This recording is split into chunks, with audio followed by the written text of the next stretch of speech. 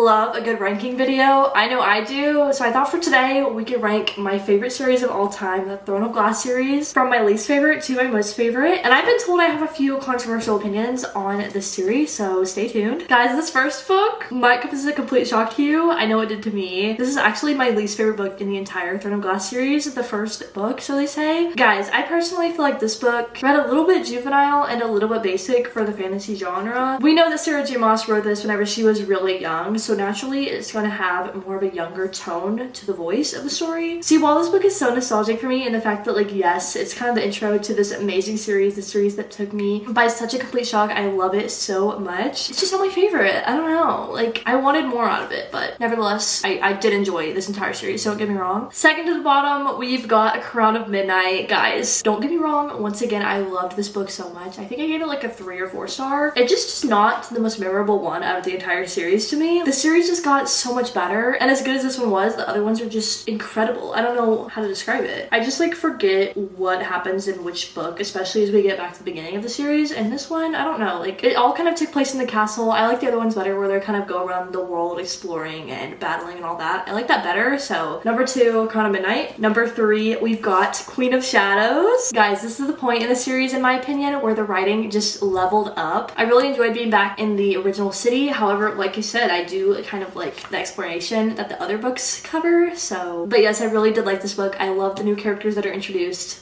So good. Then we've got Heir of Fire. Yes, this is the 4th book to the bottom in my ranking. Guys, we met someone very important in this series, as we know, in this book right here, and I loved it. The introduction was everything. The like training scenes, I just love a good training scene. And in this one, we especially got to explore the other part of the world, and I really liked seeing that. I liked seeing the growth of our main character. I'm pretty sure if this is the book I'm thinking it occurs in, I'm pretty sure this is the one where our main character had her big reveal, if you know what I mean. Yes, I loved it. Then guys, we've got Tower of Dawn. This is where it gets really controversial because so many people do not like Tower of Dawn. I, however, loved it so much. One thing about me is I love a good character study, and studying Cale, he was just so interesting. Getting to see how he conquers his inner demons and just becomes the best version of himself, like, it was just so empowering, and I really loved reading about him. Not to mention, I loved the setting of the southern continent. I thought the descriptions were so cool, and I didn't read this with Empire of Storms, and so I feel like that made it so much better. Then we've got The Assassin's Blade. I recommend picking this book up first because, oh my gosh, it is so good, and like, this was just the hook I needed to get in this series. Like, if I started with Throne of Glass, I don't know that I would have really been completely interested in it, but this one, let me just tell you, she wrote it later in her life. The plot twist, oh my gosh, like, I was, guys, be prepared to cry. It takes place chronologically before the rest of the series, so I would recommend reading it first. You're not going to spoil a singular thing for yourself.